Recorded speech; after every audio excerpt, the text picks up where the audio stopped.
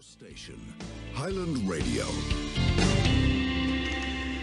Well, the good weather that we're having, and let's hope this is the start now of a good spell, will put you in the mind of heading out and enjoying the best that the county has to offer in the way of hill walking. Well, that is exactly what one man did in 2019, headed off into the hills of Donegal and went on what turned out to be an epic walk, a 400-kilometre trek across Donegal on foot.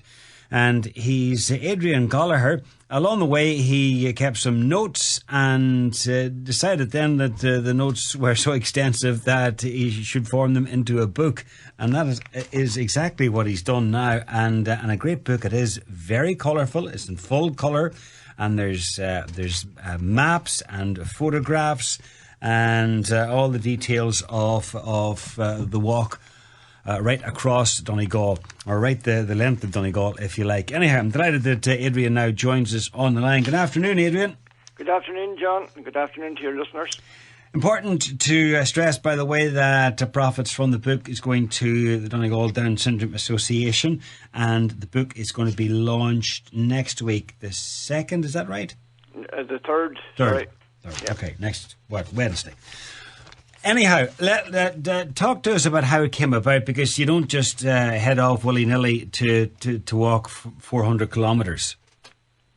No, I had retired in 2017 after about doing something after that. So to cut a long story short, I decided to head off and do a walk somewhere.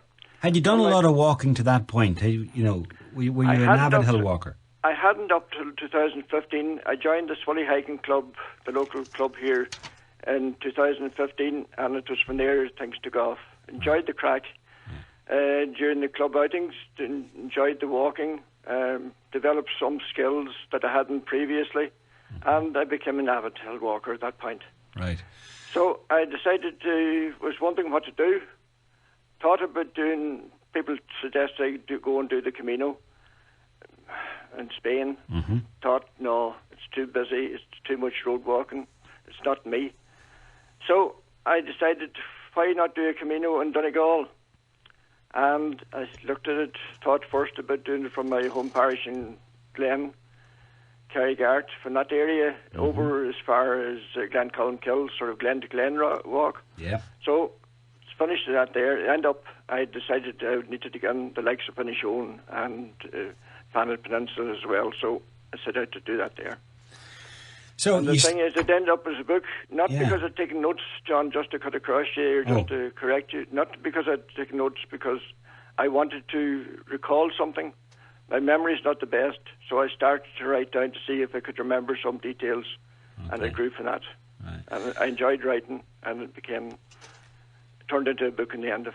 Yeah, well, it's obvious that you enjoy writing, but it's more than that, because the photographs and the maps in particular are very, very detailed, because you map out all the various stages that you undertook on the walk. You started up at Mallinhead. I started at Mallinhead, went from there over by Glengad to the east of the peninsula, cut across to Malin, up over Slieve Snap, and then to go in the Urris Mountains, across to Fannet. Mm-hmm. Did all the Derry Bay Mountains, Muckish, Errigal, Slieve Snap, etc.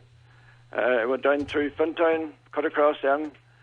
I didn't get lost at this stage. I just cut across towards Barnesmore Gap. Right. And did the Blue Stacks, and went from there down as far as Mallinbeg by a Slieve League. But then I decided you couldn't forget about the west of that peninsula down there. So I did from Glengesh over to Mahara and down to Glencolmkill. There's no right or wrong way to do this. I mean, it was your chosen route, but it's, by the sound of things, you tried to include as many hills and mountains as you could. The idea was to go by the mountains, and really this book, while there might be a lot of eyes in it, as in I did this or I did that, the book is really about the wonderful landscape of our uplands. And, the fact that we are blessed in this county to have such a thing on our doorstep. And sometimes we don't really take it, sometimes we take it for granted. And I think we shouldn't. And it needs to be protected. And I suppose the people who are the guardians of that are the hill farmers, and they need to be protected and supported as well. And, I mean, I'm very grateful that I was able to walk over somebody else's property to get that enjoyment, have all that solitude, and just enjoy myself. So that is one of the main reasons of the book, really, is to celebrate what we have got in this county, which I suppose one of the things that kicked off the idea of doing a cross Donegal transit in the first place was I'm part of the Mountaineer in Ireland system, and their magazine, there was an article about a cross Kerry route, cross over the peninsulas, the three peninsulas in Kerry.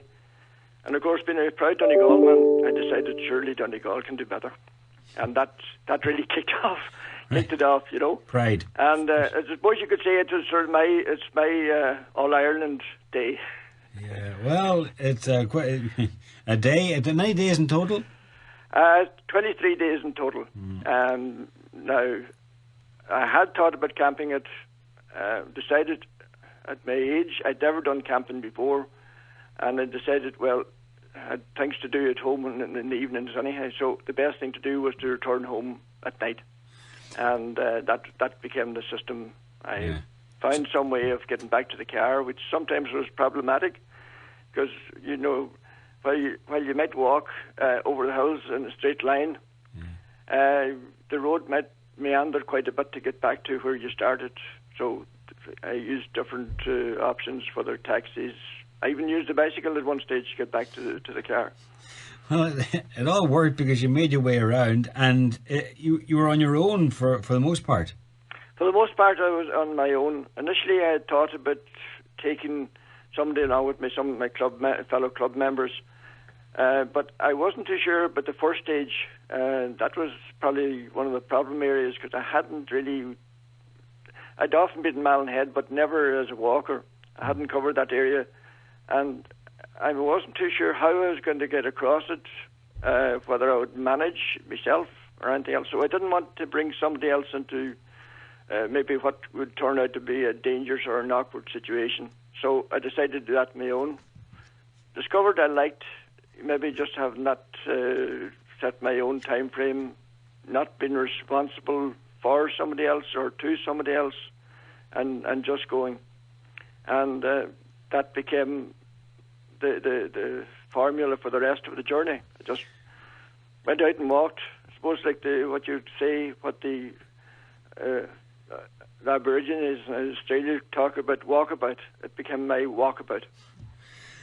And it's kind of like once you take that first step, and once you're on the journey, then it's there's no looking back. Well, it's only when the photographs in particular are together in one book that you realise the absolute beauty that we have in the mountains, and the range of scenery, from coastal scenery to sheer mountains and lakes and rivers, and great photographs, and very detailed photographs within. And also what's very detailed, and what I like about it is you got the names of all the mountains and the hills and the headlands and the valleys, and most of them in Irish, but translated then.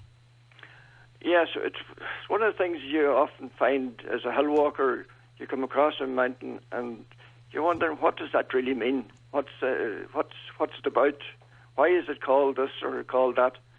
And you'd have a guess at it. Maybe I thought it's right, why not do a wee bit of deeper study into the names of the different hills as I went across them. And through different sources, I would have a bit of Gaeilge myself from early days. So between one thing and another, I kind of came up with a formula for the names. Some people may disagree with my choices, but they are mine, and they're open to argument. For anybody who thinks different, but it is what it is, And it's I think it's important not to. Part of the landscape is also our Gaeltacht heritage. Yeah. It's part of our heritage as well as the landscape, and they're both combined. Because the names are very much topographical, right, and they go back to the original names in Gaelic. and all outlined at the back. There's a glossary of all the place names at the back. If you were pressed, over the 400 kilometres, what was the best? What was the best part, or could you not pick out one area? It's very difficult to pick out one area. I always reckon the best hike that you're on is the one you're on. Yeah. Not because even if you do the same trip on 2 different days in this county, and it's one of the benefits of being in the county, we complain about the weather and everything else, but even on a bad day, it's different. Yeah. And even though you're following the same path, possibly, every day is different. So it's very difficult to say, well, one area is better than the other, because there's so many, and there's so many beautiful spots in the county, And my only problem, I was stopped by the sea, otherwise would have kept going. And all the photographs are obviously different, but also all the skies in the photographs are different as well. So I think that's really what you're getting at. No 2 days are the same. What was the weather like? You did it in 2019. What was the weather like over the 23 days? I was blessed with the first few days in Inishowen.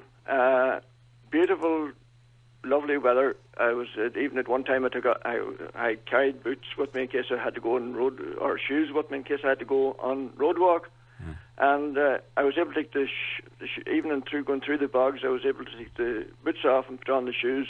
So that was great. Wow. But then I ran into very bad, mixed weather is what you would say. There's no such thing as bad weather, I suppose. It's just mixed weather. Yeah. Especially going across over Sleevesnath, the Derry Bay and East Sleevesnath. Right. There was torrential rain there, and a few other. But generally speaking, the weather was fine. I was able to do it in most weathers. And if the weather I thought was going to be seriously dangerous or what, I didn't turn out for a day. I would have missed it.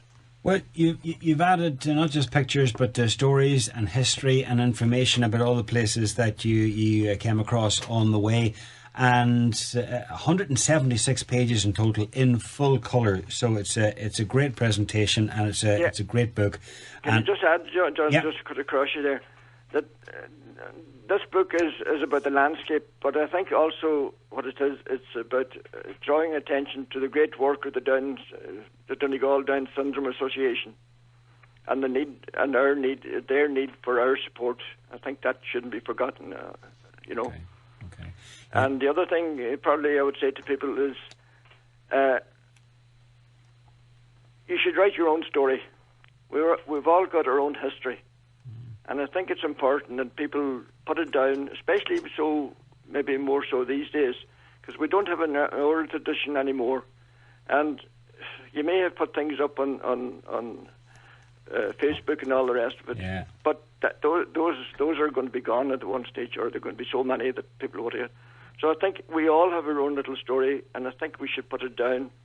And as a lady from Australia said to me one time, she came over here. She had a Gallagher connection, I did a wee bit of research for her, and it turned out her profession was teaching people how to write their autobiographies. Right. And what she said, very simple. I asked, well, how do you get this going? She says you get a bit of paper, you get some kind of writing instrument, whether it be a pencil or a crayon or whatever, and write down the first thing comes into your mind, and one thing will lead to another, and that's really how this book came about, because I was trying to remember something. I wrote it down, something else followed, and something else followed till it became what it is. Well, it is a great publication, really well put together,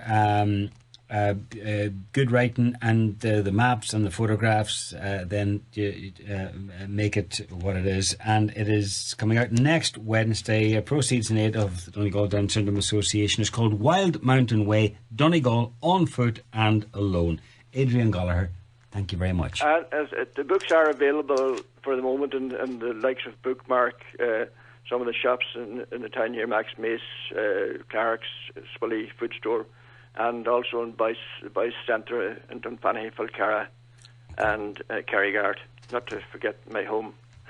exactly. home area. That wouldn't do. All right. That wouldn't do. Okay, Adrian, thanks a Thank you million. very much indeed. All right. All the look after best, John. yourself. Bye. Bye. This is the sound of Architect Carol.